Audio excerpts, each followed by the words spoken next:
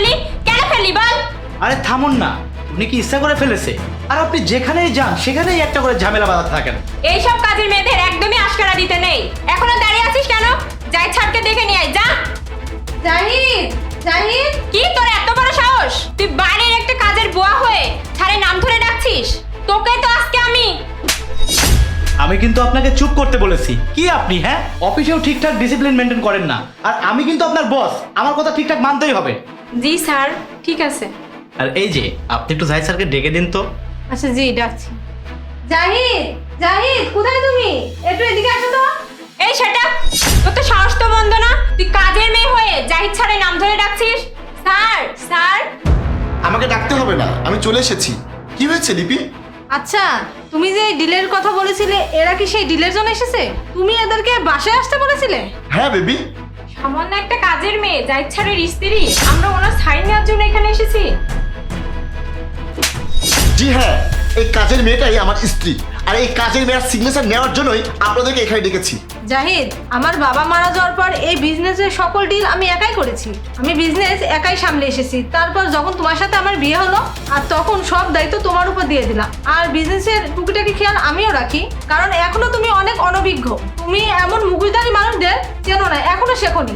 আর এদেরকে আমি তো হারে হারে চিনি, আর এজন্য তো আমি দেখতে চেয়েছিলাম যে আমার 10 কোটি টাকার ডিল কাদের সাথে হচ্ছে। আর এই জন্য আমি বাসায় ছিলাম, আর তোমাকে বলেছিলাম যাদের সাথে ডিল হচ্ছে তাদের বাসায় ডেকে নাও।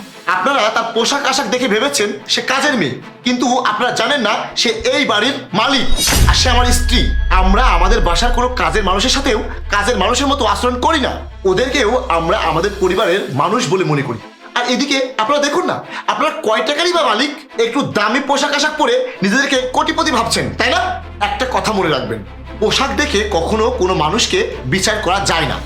এই যে আপনারা আমার বাড়িতে এসে আমার স্ত্রী এরকম পোশাক দেখে তার সাথে এরকম বাজে আচরণ করলেন, আর তাতেই আপনাদের আসল চেহারাটা ফুটে উঠেছে। আর এত কিছু দেখার পরও আমি আপনাদের সাথে ডিল করব? আমি সাইন কখনোই করব না। কি এখন আপনারা বুঝতে পেরেছেন তো? মানুষ যাচাই বাছাই করে তারপরে তার সাথে বিজনেসের ডিল করতে হয়, আর কাদের সাথে উঠা বসা করতে হয় এই ডিসিশনটা আপনারা নিজেই নেবেন। এই সব কিছু হয়েছে শুধুমাত্র আপনার জন্য। আর আপনি অফিসের প্রত্যেকটা স্টাফের সাথে খারাপ ব্যবহার করেন, আর আপনি যেখানে যান সেখানেই একটা ঝামেলা বাঁধান। এই যে আজকে এখানে একটা ডিল করতে এসেছি, ম্যাডাম না হয় না বুঝে একটু ভুল করেছিল, তার জন্য তো সে আমাদের কাছে ক্ষমাও চেয়েছিল, আর আপনি না বুঝে না জেনে তার গায়ে হাত তুললেন। কি পেয়েছেনটাকে আপনি? আপনার জন্য আর কত টাকা লস হবে আমার? এই আপনাদের মতো কিছু স্টাফরা বসকে বস বলে মানতেই চায় না, সম্মান দেয় না। আপনার জন্য এটা হলো। আপনি অফিসে চলুন, তারপর আপনাকে আমি দেখে নেব। সব সময় নিজেদের মতো চলতে চাই। কি এখন বুঝতে পেরেছেন তো? স্যার, ম্যাডাম, আমি এর হয়ে আপনাদের কাছে ক্ষমা চাইছি। প্লিজ আমাদেরকে একটু দয়া করুন। এই যে মিস্টার, আমার স্ত্রী কি বলেছে শুনেন নাই? আউট!